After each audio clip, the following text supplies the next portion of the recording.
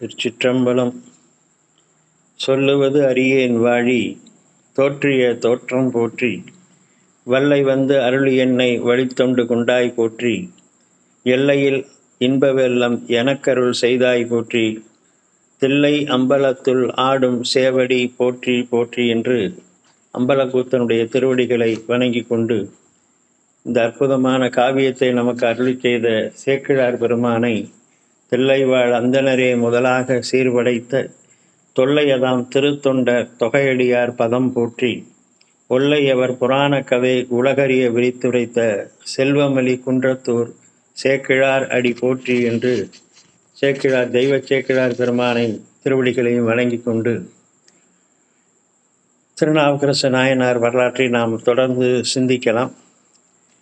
சென்ற வாரம்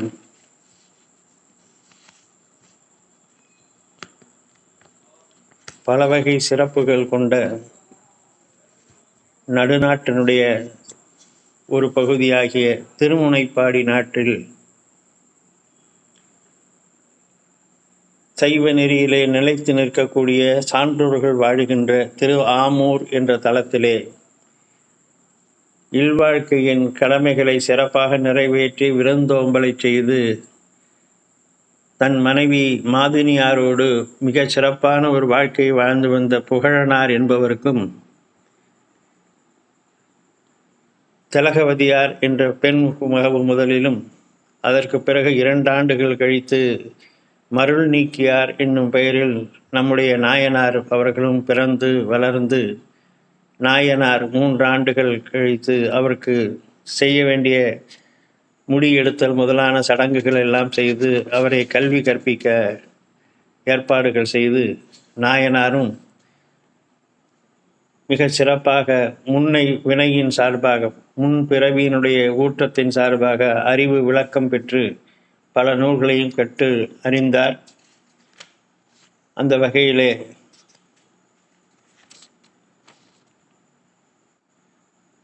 திலகவதியாருக்கு வயது நிரம்பிய பொழுது அவருக்கு மனம் பேசுவதற்காக அதே வேளாளர் குலத்தை குறுக்கையர்குடியை சார்ந்த கலிப்பகையார் என்பவர் பெரியோர்களை அனுப்ப மனம் பேசி நிச்சயிக்கப்பட்டது. இதற்கிடையிலே மன்னனிடத்திலே சேவகராக தளபதியாக பணி செய்த கலிப்பகையார் போருக்கு சென்று விட்டார். இங்கு நாயனார் தந்தையாகிய புகழனாரும் அவரை தொடர்ந்து அவரது மனைவி மாதினியாரும் இறைவனடி சேர்ந்தார்கள்.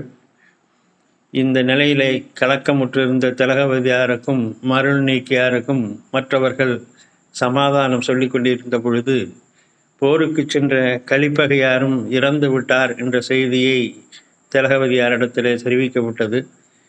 அதன் மேல் அவர் தானும் உயிர் வாழ்வதற்கு விரும்பாமல் தன் உயிரை நீர்த்து கொள்ள முயற்சித்த பொழுது நாயனார் அவரை வணங்கி அவர் இறந்து போனால் தனக்கு ஆதரவில்லை, தானும் இறப்பேன் என்று அவரிடத்திலே சொன்னதனாலே திலகவதியார் தன்னுடைய உயிரை தாங்கி கொண்டு அம்பொன் மணிநூல் தாங்காது அனைத்து உயிர்க்கும் அருள் தாங்கி இம்பர் மனை தவம் புரிந்து இருந்தார் என்று சேக்கிழார் சொல்கிறார். எந்த விதமான அணிகலன்களையும் அணிந்து கொள்ளாமல் திருமணமே ஆகாத பொழுது கூட அவர் கைமை நோன்பை நோற்று மனைத்தவம் புரிந்து அவர் வாழ்ந்து வந்தார். இந்த நிலையிலே மருள் நீக்கியார் என்கின்ற நமது நாயனார் பல வகையான அறங்களை எல்லாம் செய்து பொருட்களை எல்லாம் செய்து வாழ்ந்து வருகின்ற பொழுது இறைவனுடைய திருவருள் அவருக்கு கைகூடாமையினாலே கொல்லாமை என்கின்ற ஒரு நுட்பம் நிறைந்த சமண சமயத்தினுடைய சிறப்பை அவர் கேள்விப்பட்டு சைவ சமயத்திலிருந்து பாரம்பரியமாக சைவ சமயத்திலே இருந்த குடும்பத்திலே வந்த அவர் சமண சமயத்திற்கு செல்ல முயற்சித்தார். அந்த வகையிலே பாடலிபுத்திரம் என்ற நகரத்திலே அணைந்து அங்கிருந்த சமணர்களோடு சமண சமயத்திலே சேர்ந்து வாழத் தொடங்கினார். அதை சேக்கிழார் துங்க முழு உடல் சமணர் சூழ்ந்து மகிழ்வார், அவருக்கு தங்களின் மேலாம் தர்மசேனர் என்னும் பெயர் கொடுத்தார் என்று. இந்த துங்க சமணர் என்பது நான் சென்ற வாரமே சொன்னேன், திகம்பரர், சுவேதாம்பரர் என்ற 2 பிரிவு உண்டு சமணத்தில். அதில் திகம்பரர் என்பவர்கள் திசைகளையே ஆடையாக கொண்டதினாலே தங்கள் உடலிலே எவ்வித ஆடையும் அணியாமல் நிர்வாணமாக இருக்கக்கூடியவர்கள். சுவேதாம்பரர் என்பவர்கள் வெண்மை நிறமான ஆடையை அணிந்து கொள்ளக்கூடியவர்கள் என்று சேக்கிழார் காட்டுகின்ற துங்க முழு உடல் சமணர் என்கின்ற வார்த்தை கொண்டு நாயனார் திகம்பரர் என்ற சமண பிரிவிலே இருந்து ஆடை அணியாத சமய பிரிவிலே இருந்திருக்கலாம் என்று தெரிகிறது. அங்கே அனைத்து விதமான சாத்திர நூல்களையும் சமண சமயத்தின் சாத்திர நூல்களை எல்லாம் கற்று பிற சமயத்தாருடன் வாதிலே வென்று தர்மசேனர் என்கின்ற அவர்களாலே அழைக்கப்பட்ட அந்த பெயரை உடையவராக அவர் வசித்து வருகிறார் பாடலிபுத்திரத்தில்.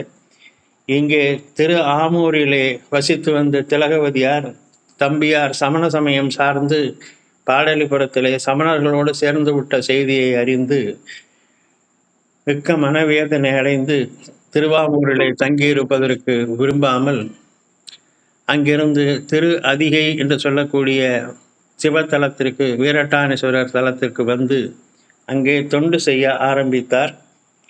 பேராத பாசப்பிணி பொழிய பிங்ககன்பால் ஆறாத அன்பு பெற ஆதரித்து அம்மடவார் நீரார் கெடில வட நீள்கரையில் நீடு பெருகு சீரார் திரு அதிகை வீரட்டானம் சேர்ந்தார் என்று வீரட்டானத்திலே வந்து அங்கே தொண்டு செய்ய ஆரம்பித்தார்.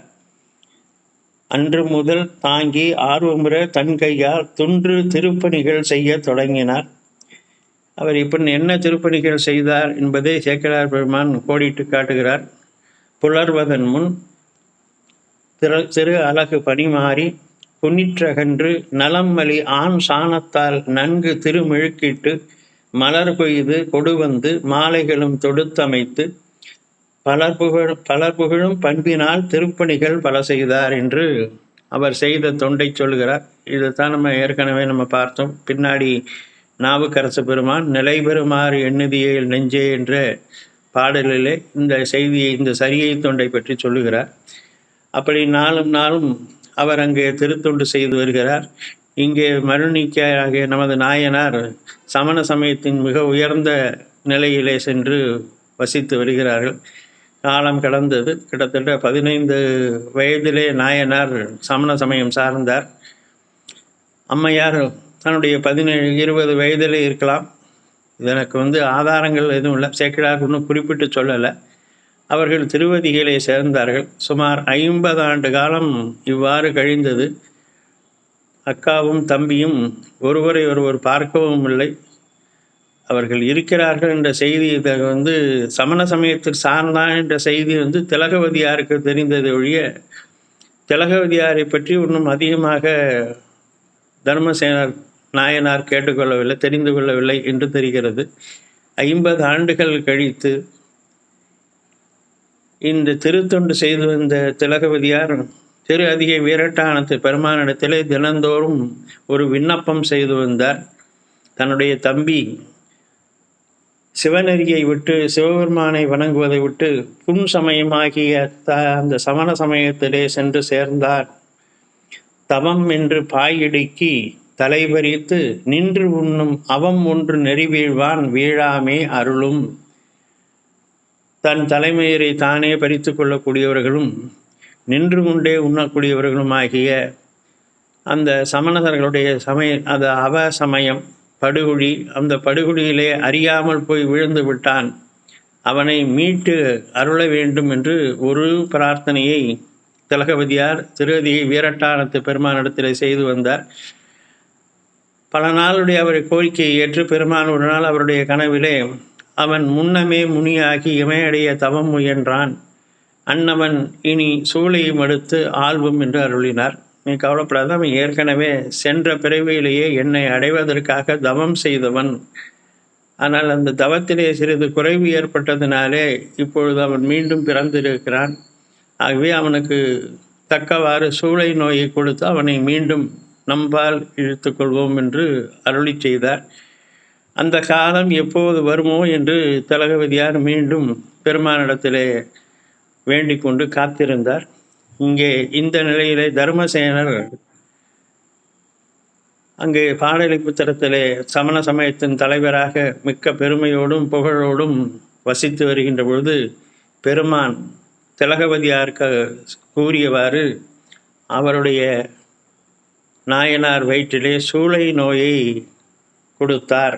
அது கொடுத்தாரும்போது பண்டுபுரி நல்தவத்து பழுதின் அளவு இறைவழுவும் தொண்டரை ஆளத் தொடங்கும் சூளை வேதனை தன்னை கண்தரு நெற்றியர் அருள கடுங்கனல் போல் அடும் கொடிய மண்டு பெரும் சூளை அவர் வயிற்றின் இடை புக்கதால்.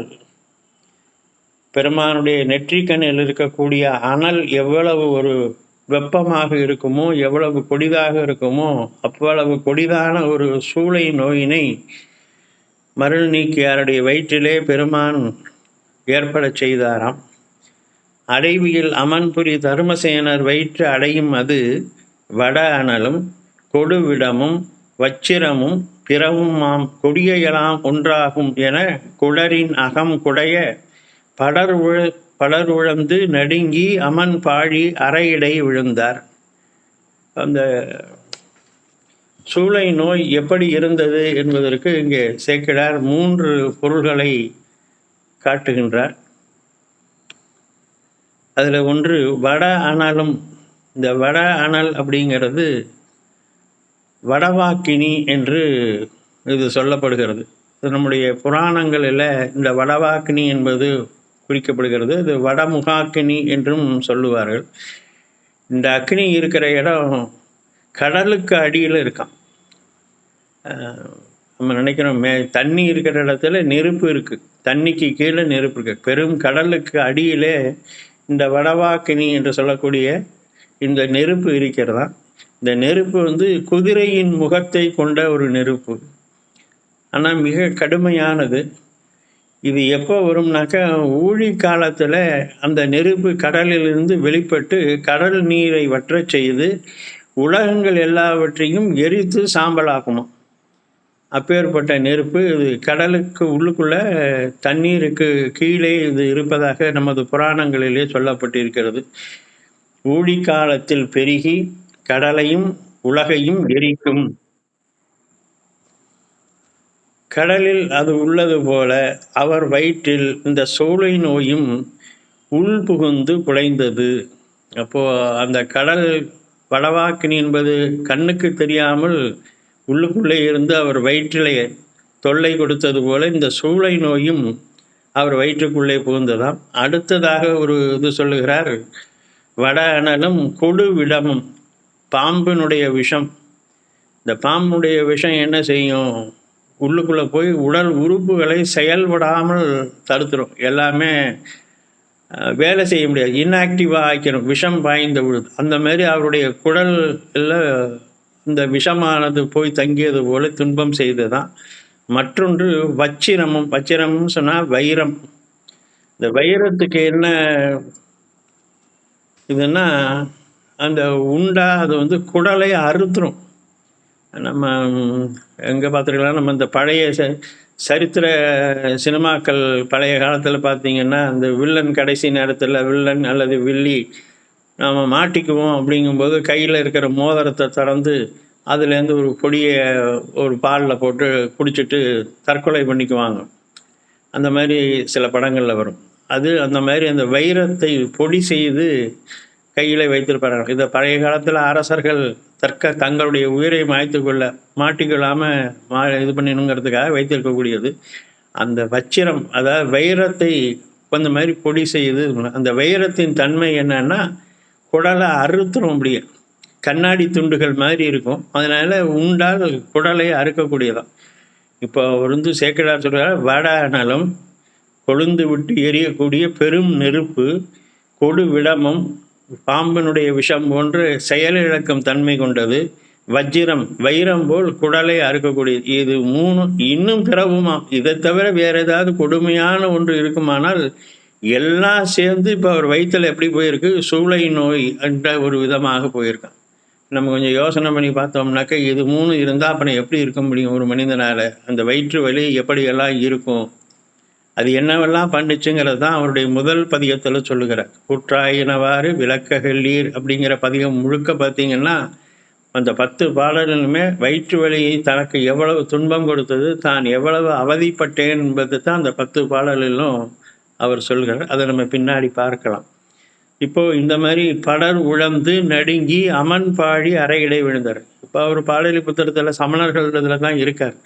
இந்த வயிற்று வலி ஏற்பட்டு இந்த 3ம் ஒன்று சேர்ந்து அவர் வயிற்றை போட்டு குடரோடு தொடக்கி முடக்கி இட என்று சொல்லுவார். அப்படி எழுந்ததுனால அவர் வேதனைப்பட்டு கீழே விழுந்தார். அச்சமயத்திடை தாம் முன் அதிகரித்து வாய்த்து வரும் மிச்சைகளால் தடுத்திடவும் மேன்மேலும் மிக முடுகி. மற்ற சமணர்கள்லாம் பார்த்தாங்க, இவர் இவ்வளவு வயிற்று வலிகளால் அப்படியே துடிக்கிறார், கீழே படர்ந்து விழுந்து புரள்றார், வயிற்று அப்படியே கையினால் இறுக்கி பிடிச்சிக்கிட்டு. இன்றைக்கும் கூட நம்ம இந்த அல்சர் என்று சொல்லக்கூடிய வயிற்று வலி வருவர்களை பார்த்தா அந்த வேதனை நமக்கு தெரியும். அப்படியே வயிற்றில் கையை வச்சுக்கிட்டு அமுக்கிக்கிட்டே இருந்தால் கொஞ்சம் இதமாக இருக்கிற மாதிரி இருக்கும். ஆனால் வாமிட்டிங் வரும், இது மாதிரி பலவிதமான உபத்திரவங்கள் இருக்கும். அந்த மாதிரி எல்லாம் அவர் அவசரப்படுறதை பார்த்துட்டு அவங்க என்ன செஞ்சாங்க, விச்சைகளால் தடுத்திடவும் அவங்களுக்கு தெரிஞ்ச மணி மந்திர ஔஷதம் என்று 3 விதமான இதை சொல்லுவார்கள். மணி மந்திர ஔஷதம், இந்த 3 முறைகளில் நோய் தீர்ப்பது என்பது சமணர்களுடைய வழக்கு. அந்த மாதிரி அவர்கள் விச்சைகள், அவர்கள் தெரிந்த வித்தைகளை எல்லாம் வச்சு அந்த சூளை நோயை தீர்ப்பதற்கு முயற்சி செய்தார்கள். ஆனால் அவங்க செய்ய என்னாகனா மேலும் மேலும் முழுகி அந்த வலி இன்னும் அதிகமாக தான் போச்சே ஒழிய வலி குறையலை. சேக்கிழார் ஞானசம்பந்த பெருமான் கூன்பாண்டியனுக்கு வெப்பு நோயை தீர்ப்பதற்கு திருநீரை எடுத்து பூசினார். அந்த வரலாறு நமக்கு தெரியும். அது அவருடைய கூன்பாண்டியனுடைய வலதுபுறத்திலே திருநீற்றை பூசினார். மந்திரமாவது நீர் என்ற பதியம் பாடி பூசினார். அவர் பூசியவுடன் வலது பக்கம் முழுக்க குளிர்ந்து சந்தனம் பூசியது போன்று குளிர்ந்து அந்த வெப்பம் சேர்ந்து இடது பக்கத்தில் மிக அதிகமாக அவர்களை வாட்டியதான். அப்போ சமணர்களால் ஒன்றும் பண்ண முடியலை. அப்போ வலது பக்கம் இருந்த வெப்பமும் சேர்ந்து இடது பக்கம் இன்னும் அதிகமானது. அதை தடுக்க இயலாமல் சமணர்கள் அல்லலுற்றனர் என்பது ஞானசம்பந்தர் வரலாற்றில் சொல்வார். இங்கே அந்த மாதிரி இந்த சமணர்கள் அவங்களுக்கு தெரிஞ்சதெல்லாம் பண்ண இன்னும் வலி ஜாஸ்தியானதை ஒழிய வலி குறையில். உச்சம் உற வேதனை நோய் ஓங்கி எழ ஆங்கு அவர்தாம் நச்சு அரவின் விடம் தலை கொண்டு மயங்கி நின்றார். அந்த வலி இவங்க வைத்தியமெல்லாம் பண்ண இன்னும் அதிகமாகச்சே ஒழிய வழி குறையலையாம். அவர் நிலைமை கண்டதன் பின் அமன் கையர் பலர் ஆண்டி கவர்கின்ற விளம்போர் முன் கண்டறியா கொடுஞ்சோலை இவர் தமக்கு வந்தது இனி யாது செயல் என்று அழிந்தார்.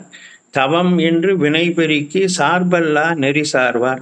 இது சமணர்களை பற்றிய ஒரு குறிப்பு சொல்லுகிறார். தவம் என்று வினை பெருக்கி, அதாவது அவர்கள் தவம் என்று சொல்லிக்கொண்டு தவறான வழிகளிலேயே இறைவனை சேருகின்ற வழி இல்லாமல் பிற நெறியிலே செல்லக்கூடியவர்கள், இவருக்கு இவ்வளவு ஒரு துன்பம் வந்து விட்டதே, இதை எப்படி நீக்குவது என்று ஒவ்வொரும் கையை பிசைந்து கொண்டு நின்றார்கள். ஒன்றும் செய்ய இயலவில்லை என்று புன்தலைவன் முரட்டு அமுனர் புலர்ந்து செயல் அறியாது குண்டிகை நீர் மந்திரித்தும் அவங்க செய்த செயல் மந்திர அஸ்தி நாஸ்தி என்பது சமணர்களுடைய மந்திரம்.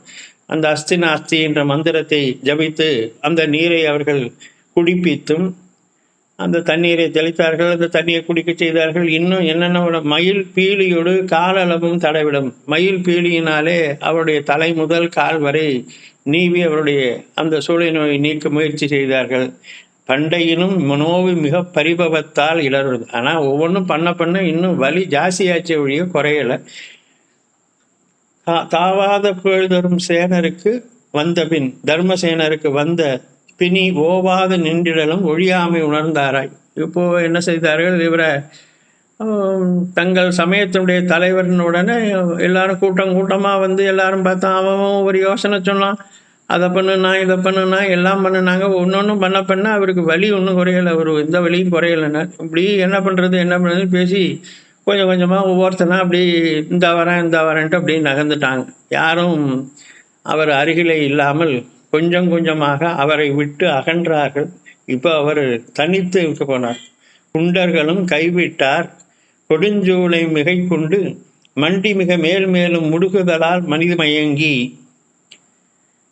நின்று அவருக்கு வைத்தியம் பண்ணுறவன், சொன்னவன், இது பண்ணவன், கூட இருந்தவன் எல்லாரும் அப்படி என்னப்பா பண்ணுறது, என்ன பண்ணினாலும் இவருக்கு ஒன்றும் இதாகலை, இவருடைய நோய் தீரலை, நம்ம பண்ண இவருடைய சூளை நோய் அதிகமாகிட்டு தான் இருக்குது, நம்ம ஒன்றும் பண்ணுறதுக்கு இல்லைன்னு சொல்லி அவரவர்கள் இப்படி மெதுவாக நடந்து கொண்டார்கள். இப்போ ஒருத்தரும் அவருக்கு ஆள் இல்லாமல் தனிமையிலே மிக அவதிப்பட்டார். அப்படி வருகின்ற போது பண்டை உறவு உணர்ந்தாருக்கு திலகவதியார் உளராக கொண்டு அவர்வாள் ஊட்டுவான் தன்னை விட்டார் குறிப்புணர்த்த. இப்போ இந்த நோயினுடைய வேதனை, அவருக்கு துணை செய்வார் யாரும் இல்லாமல் தனித்திருந்த அந்த கொடுமை, இப்போ அவருக்கு என்னடான்னு இப்படி இந்த நோய் எதனால் வந்தது, இந்த வலி எதனால் வந்தது அப்படின்னு இப்படி கொஞ்சம் கொஞ்சமாக அப்படி சிந்திச்சு இந்த நோய்க்கு என்னதான் வழி, யார் தான் இதுக்கு வழியை சொல்லுவா. ஏன்னா மிக சமணர்கள் மந்திர ஔஷதங்கள்லாம் கெட்டிக்காரங்க, அதனால் அவர்களாலேயே இந்த நோயை தீர்க்க முடியவில்லை என்றால் இந்த நோயை தீர்ப்பவர் யார், இந்த நோய்க்கு என்ன மருந்து, இதை நமக்கு தருவார் யார் அப்படின்னு இப்போ அவருக்கு இந்த பழைய சிந்தனைகள் தன்னுடைய இதையெல்லாம் நினைத்து அவர் பார்க்கிறார். அப்படி பார்க்கின்ற பொழுது தான் 50 ஆண்டு காலம் கழித்து தன்னுடைய அக்காவின் நினைவு அவருக்கு வருகிறது. தன்னுடைய அக்கா திருவாமூரில் இருப்பாங்களே என்று அவர் நினைக்கிறார். பண்டைய உறவு உணர்ந்தாருக்கு இப்போதான் அக்காவை பற்றின நினைப்பு அவருக்கு வந்து, அதனால் உளராக கொண்டு அவர்பால் ஊட்டுவான் தன்னை விட்டார் குறிப்புணர்த்த. இப்போ இவருக்கு வந்து ஒரு சமயக்காரன் தான். ஊட்டுவான் என்பது அவர் பெரிய தலைவரானதுனால அவருக்குன்னு ஒரு சமயக்காரன் இருந்தான். அந்த சமயக்காரன் மட்டும்தான் இப்போ அவர் கூட இருக்கான். ஏன்னா அவருக்கு வந்து உணவு, அவர்கள் நின்று உண்ணும் சமணர்கள் ஆனதுனால அவன் உணவை தயார் செய்து அவர் கையில் கொடுப்பான், அவர் நின்ற மணிக்கு அந்த உணவை சாப்பிடுவார். அதனால் ஊட்டுவான் என்கின்ற இந்த பதத்தை ரொம்ப அற்புதமாக சேக்கிழார் இங்கே பயன்படுத்துகிறார்.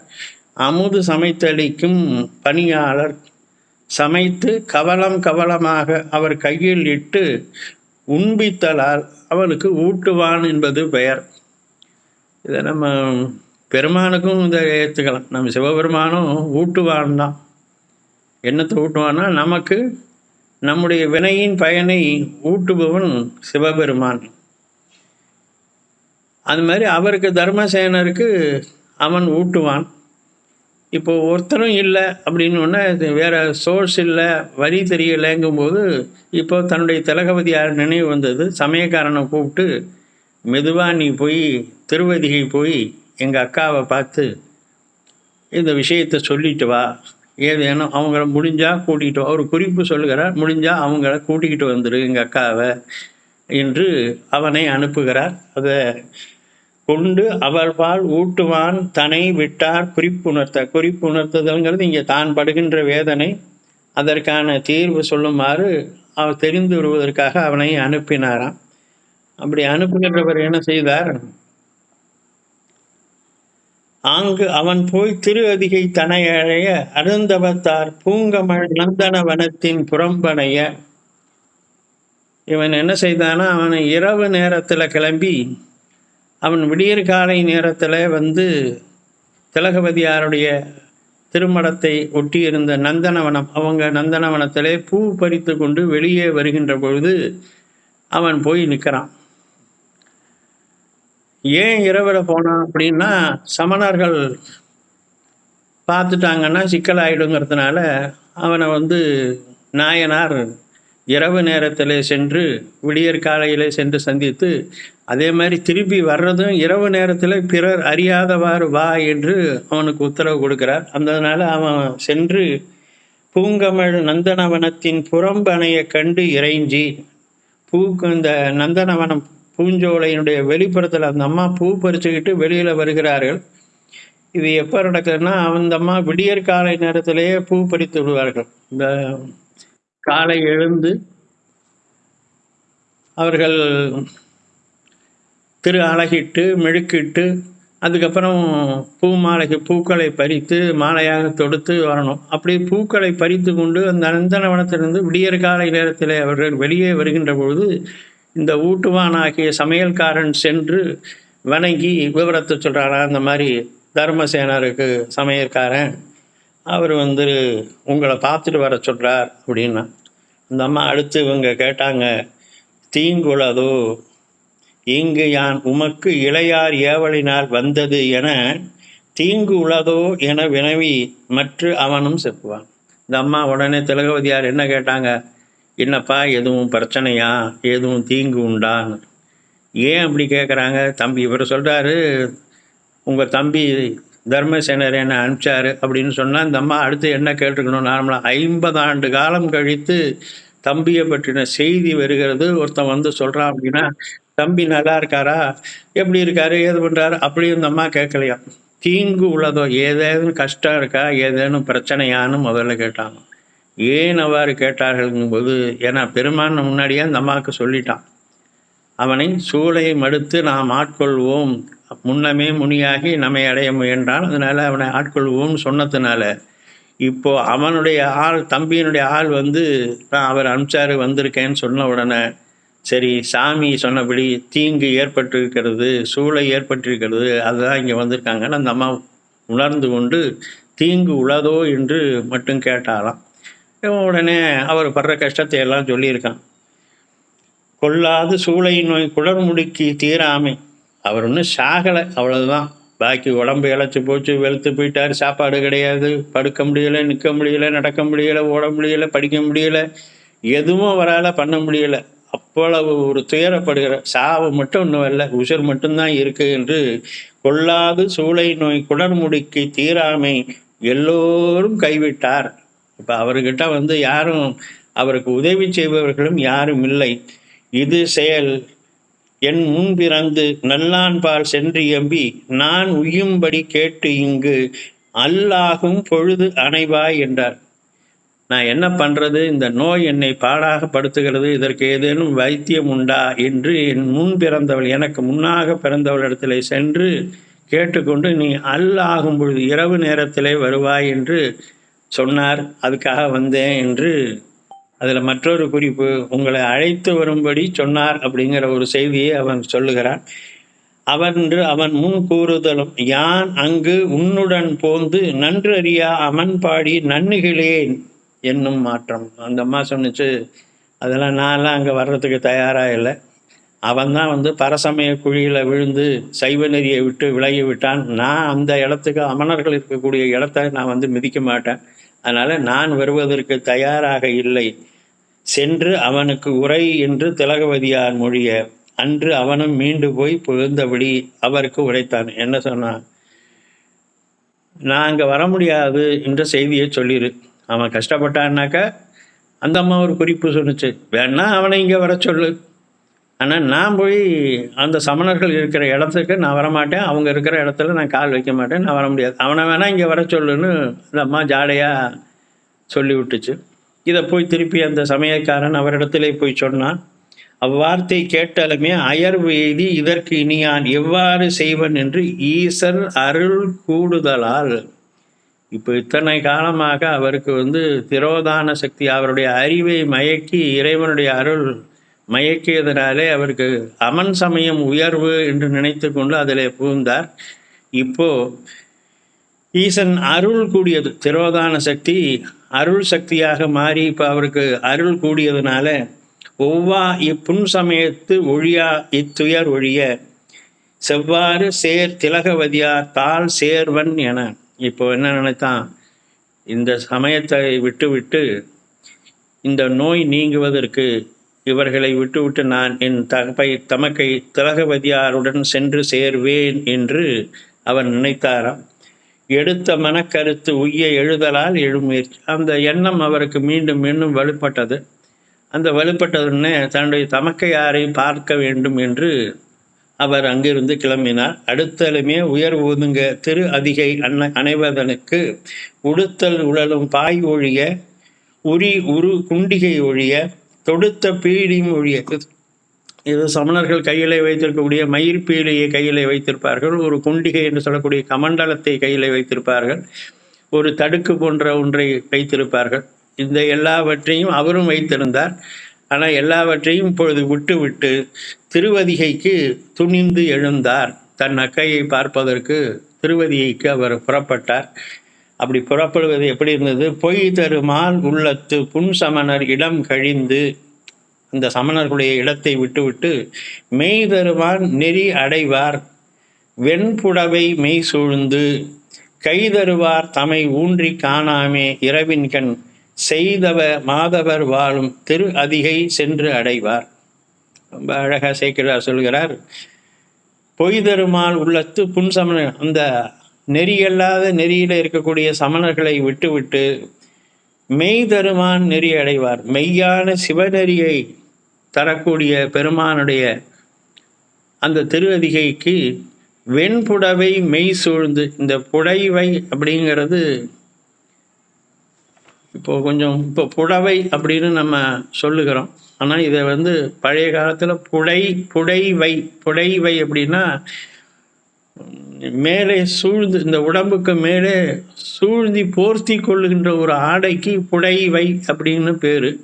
இந்த புடைவை அப்படிங்கிறது இப்போ புடவைன்னு ஆகி பெண்கள் அணிகின்ற சேலைக்கு புடவை என்பது ஆகிவிட்டது. ஆனால் பழைய காலத்தில் புடைவை என்பது மேலுக்குள்ள சுற்றி, உடம்பை சுற்றி போர்த்தி கொள்ளுகின்ற ஒரு ஆடையாக இருந்திருக்கிறது. அப்போ இங்கே வெண்புடவை, இப்போ ஒரு உடலிலே ஆடை இல்லாதவராக இருந்தவர் இப்போ திரு அதிகைக்கு கிளம்பணும் போது வெண்புடவை மெய் சூழ்ந்து தன்னுடைய உடலிலே ஒரு வெண்மையான ஒரு புடவையை சுற்றி கொண்டார். கை தருவார் ஒரு சமை ஒன்றி, யார் அந்த ஊட்டுவானை துணையாக வைத்து கொண்டு இரவின் கண் மெய்தவ மாதர் வாழும் திருதி, ராத்திரி புறப்பட்டாராம். பகலில் கிளம்புனாக்க மற்றவன் எல்லாம் கண்டுபிடிச்சிருவான், சமணர்கள் தொல்லை தருவார்கள் என்பதனால இரவு நேரத்தில், பின்னிரவு நேரத்தில் கிளம்பி அதிகாலை நேரத்திலே அவர் தன்னுடைய திருவதிகைக்கு சேருகிறார். இது இந்த காட்சியை நம்ம கொஞ்சம் கற்பனையில் பண்ணி பார்த்தோம்னா ரொம்ப ஒரு நயமாக, ரொம்ப அற்புதமாக இருக்கும். அவர் சேர்கின்ற பொழுது அதிகாலை பொழுது, அவருடைய தமக்கையார் தங்கியிருக்கக்கூடிய அந்த திருமடத்தை சேருகிறார். இலகுமணி மதில் சோதி எதிர்கொள் திரு அதிகையினில் திலகவதியார் இருந்த திருமடத்தை சென்றடைந்தார். அவங்க அக்கா கோயிலுடைய கிழக்கு புறத்திலே ஒரு மடம் அமைத்து தங்கி தான் அவர்கள் தொண்டு செய்து வந்தார்கள். அந்த திருமடத்திற்கு அதிகாலை நேரத்தில், விடியற்காலை நேரத்திலே அவர் சென்று சேர்கிறார். அணைந்து திலகவதியார் அடிமேல் உறவணங்கி நம் தமது குலம் செய்த நல்தவத்தின் பயன் அணையீர், இந்த உடல் கொடும் சூளைக்கு இழைந்தடைந்தேன், இனி மயங்காது உயிர்ந்து கரை ஏறும் நெறி உரைத்தருளும் என உரைத்தார். அக்காவை பார்த்தார். அந்த அம்மா பூ பறிக்கிறக்கூடிய அந்த நந்தனவனத்தில் போய் அவர் பார்த்தார். பார்த்து விழுந்து வணங்கினார். இந்த காட்சியை கற்பனை பண்ணிங்க. இவருக்கு சுமார் 65 வயது நாயனாருக்கு, அந்த அம்மாவுக்கு 2 வயது பெரியவர்கள், சுமார் 67 வயது அந்த அம்மாவுக்கு. 2 பேரும் 50 ஆண்டு காலம் கழித்து ஒருவரை ஒருவர் சந்திக்கிறார்கள். அந்த சந்திப்பில் அப்போ அவர்களுடைய உள்ளத்து உணர்ச்சிகள் எல்லாம் எப்படி இருந்திருக்கும் என்பதை நம்ம கற்பனை தான் பண்ணணும். சேக்கிழார் பெருமான் அதை அழகாக காட்டுகிறார். அணைந்து திலகவதியார் அடிமேல் உறவணங்கி, காலில் கீழே விழுந்து சாமி நாயனார் வணங்கினாராம். நம் தமது குலம் செய்த நல்தவம், நம்முடைய பெரியோர்கள், நம்முடைய குலத்தினர் செய்த நல்ல தவத்தின் பயன் என்னன்னா நீங்கள் தான். அந்த பயன் என்ன இப்போ திலகவதியார் என்ற உருவத்திலே இருக்கிறது என்று சொல்லுகிறார். இந்த நல் தவம் அப்படின்னு சொன்னால் சிவபெருமானை நோக்கி செய்கின்ற தவம்தான் நல் தவம். அவனை நோக்கி செய்கின்ற வழிபாடு தான் நல் தவம். மற்ற பல தவங்கள் எல்லாம் தவங்கள் ஆகாது. ஏன்னா குறையாத நற்பயனை கொடுக்கக்கூடியது சிவபெருமானை நோக்கி செய்கின்ற வழிபாடு தான். அந்த வழிபாடு தான் நல் தவம் என்று சொல்லப்படும்.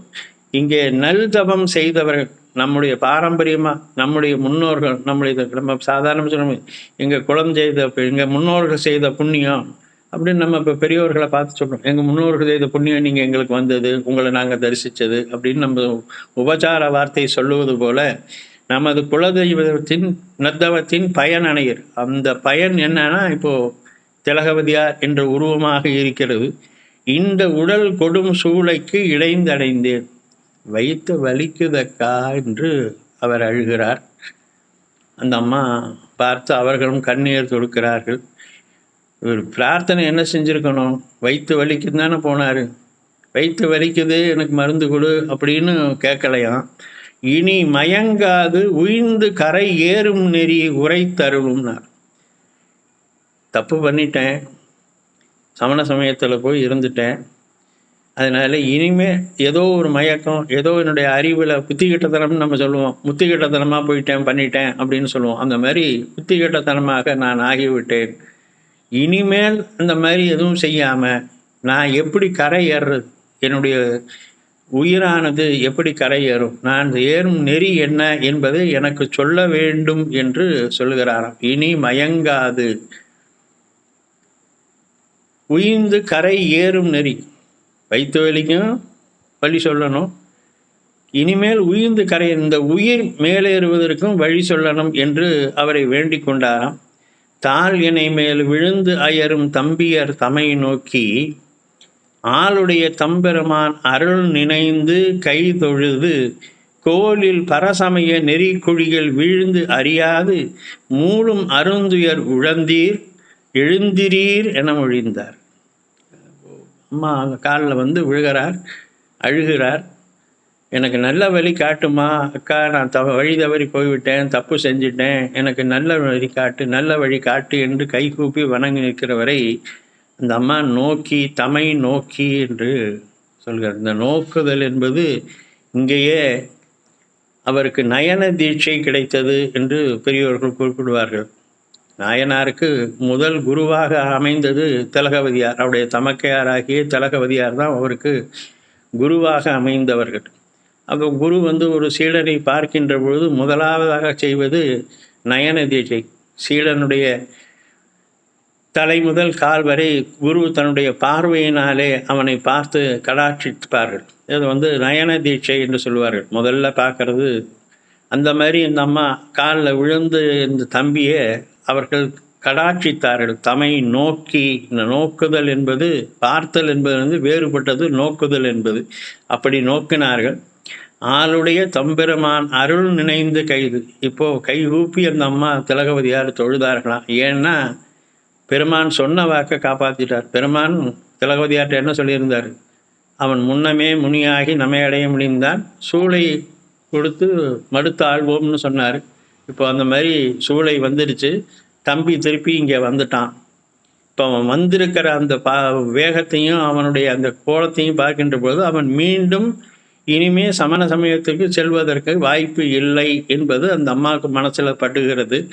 அதனால் அவனை கைதொழுது பெருமானுடைய அந்த கருணையை, பெருமானுடைய அந்த அருளை, தன் தம்பியை மீட்டுக்கொடு என்று அவர் வேண்டிய 50 ஆண்டு காலம் அவருடைய பிரார்த்தனையை பெருமான் இப்பொழுது நிறைவேற்றியிருக்கிறான். தம்பி வந்து விட்டான். அதனால் அதை நீள நினைந்து கைதொழுது உச்சி மேல் கை குவித்து தொழுதார்கள்.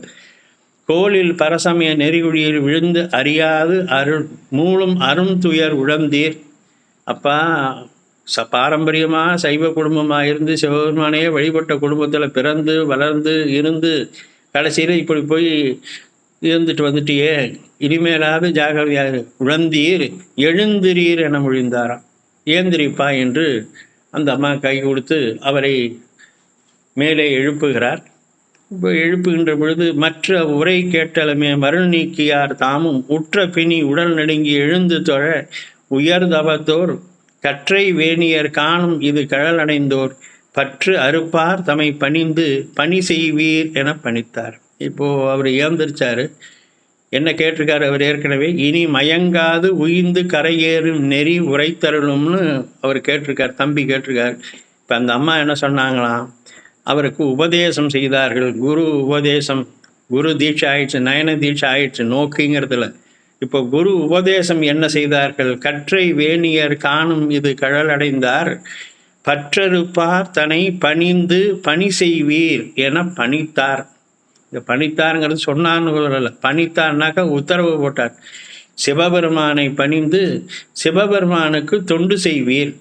அதுதான் ரெண்டுக்கும் வழி. உம்முடைய சோழியனை தீங்குவதற்கும் அதுதான் வழி, உம்முடைய உயிர்ந்து கரை ஏறுவதற்கும் அதுதான் வழி. அதனால் பற்றறுப்பார் தன்னை பணிந்து பணி செய்வீர் என பணித்தார் என்று அவரிடத்திலே சொல்லுகிறார். என்ற பொழுது அவர் அருளை எதிரியேற்றம் கொண்டு இறைஞ்ச நின்ற தபோதனியாரும் நின்மலன் பேர் அருள் நினைந்து சென்று திருவீரட்டம் புகுவதற்கு திருக்கையிலை குன்று உடையார் திருநீற்றை அஞ்செழுத்து ஓதி கொடுத்தார்.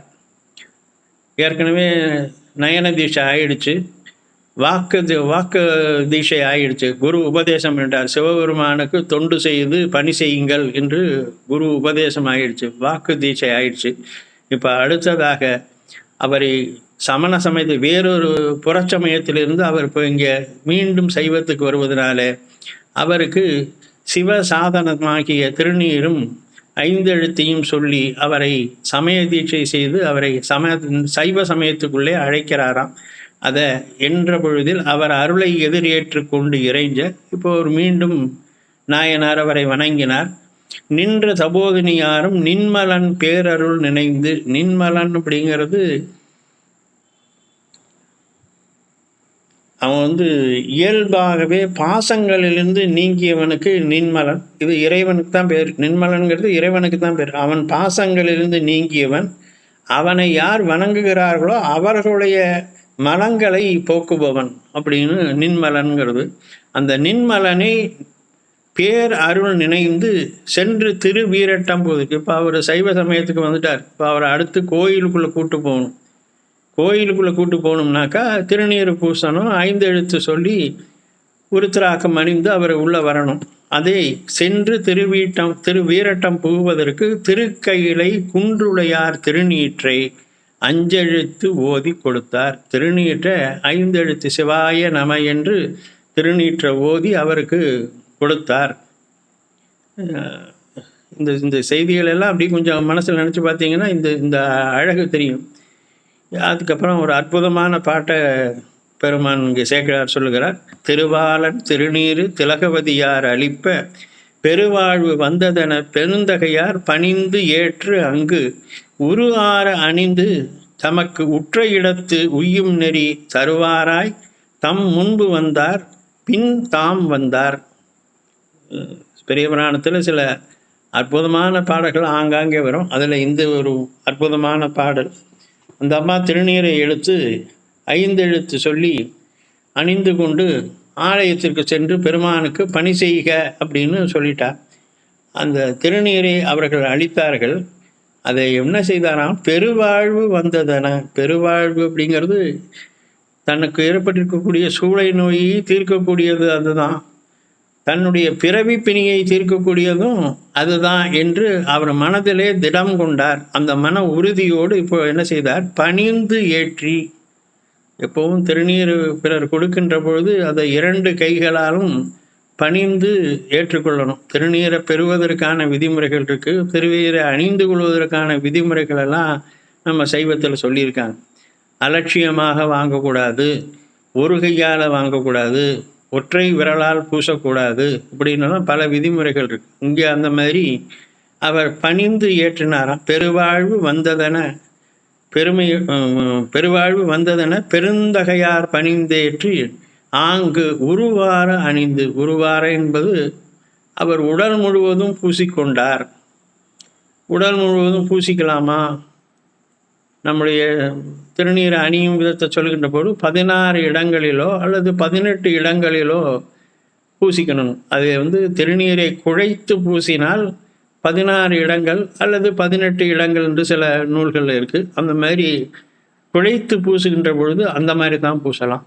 ஆனால் உத்தூலனமாக பூசிக்கொள்கின்ற பொழுது உடல் முழுவதும் பூசிக்கொள்ளலாம் என்று ஒரு விதி இருக்கிறது.